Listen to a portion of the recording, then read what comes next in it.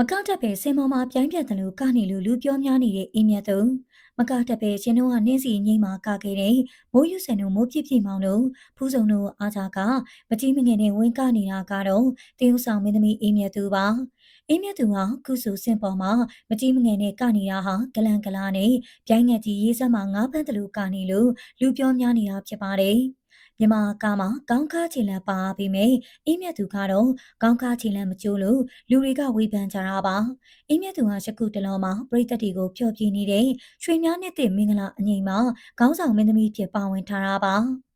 အဆိုပါငိမ့်မှာမင်းသားတွေဖြစ်တဲ့တိုင်ရွန်ထူအောင်တိန်လင်းဆိုဂျိုကာစားတဲ့လူရှင်တော်တွေနဲ့အတူမင်းသမီးရမုံမြင့်မြတ်အေးမြဖြူနဲ့အေးမြတ်သူတို့ကပါဝင်တာဖြစ်ပါတယ်